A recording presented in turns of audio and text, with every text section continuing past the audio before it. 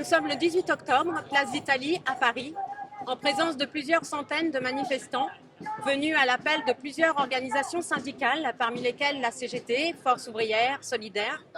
Ils sont venus pour revendiquer des augmentations de salaire et le respect du droit de grève.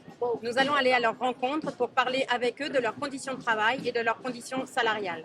Avec la crise, tout augmente et nos salaires n'augmentent pas.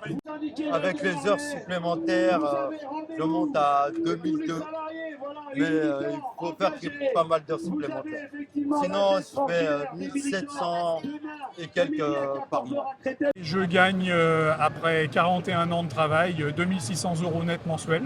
J'ai cette chance d'avoir mon épouse qui travaille, ce qui nous permet d'avoir 2 revenus. Mais il y a plus d'un quart de nos revenus qui partent de notre loyer. Depuis plus de 20 ans, on avait des discussions salariales qui débutaient théoriquement en fin d'année, mais plus souvent dans le début de l'année. Ça durait peut-être 2, 3, 4 mois et on avait une mesure qui nous permettait d'avoir la rétroactivité, l'application de la politique salariale le 1er janvier, quelle que soit la durée des négociations. La mesure de la direction en période Covid, où tous les efforts ont été faits pour travailler, ça a été de nous dire qu'à partir de maintenant, ils voulaient une politique salariale qui s'applique seulement à partir de juillet.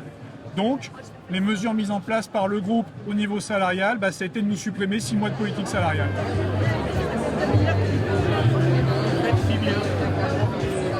Actuellement, je gagne 2700 € par mois net. Pour 17 ans d'ancienneté dans l'entreprise.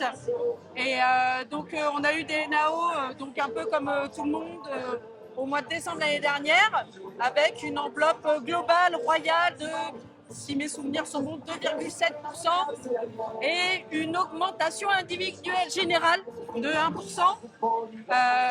Et donc ensuite, l'entreprise nous dit que quand même, il faut des gros efforts parce qu'on a de l'intéressement participation, mais il n'y a pas de cotisation sur l'intéressement participation. Puis, bizarrement, c'est un accord qui, bien que les bénéfices de Sanofi augmentent tous les ans, baissent tous les ans.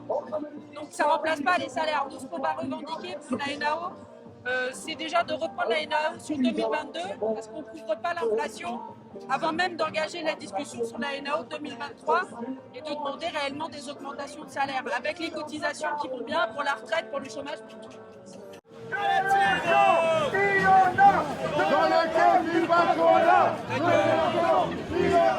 L'inspectrice aux finances publiques commence sa carrière à peu près aux alentours de 2000 € net par mois, alors qu'il faut un bac+3 et ça c'est le début de carrière.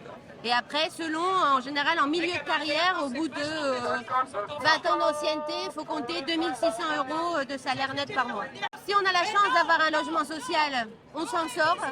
Si on loue, par contre, dans le privé, c'est très difficile, ne serait-ce que d'obtenir l'appartement, puisque les loyers sont excessivement chers.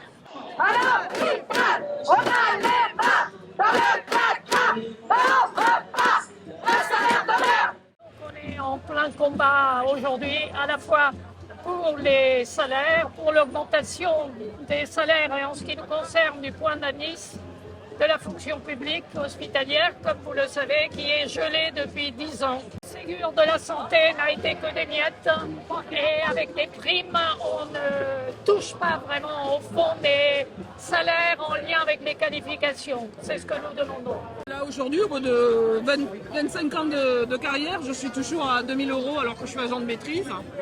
Donc voilà, et les possibilités de progression sont très faibles. Là, j'ai des enfants qui font des études, donc c'est compliqué. Si j'avais pas mon mari qui travaille aussi, ce serait complètement impossible.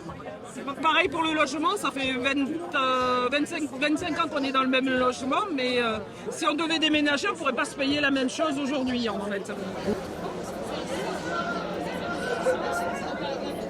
Le mouvement de grève a été reconduit dans tous les sites qui étaient en grève depuis 3 semaines maintenant. Partout les salariés avaient décidé de ce mouvement depuis 3 semaines. Ils sont reconduits. La reconduction se fait de 8h en 8h, mais ce matin encore, et puis ce midi encore, il y avait entre 80 et 100% de grévistes.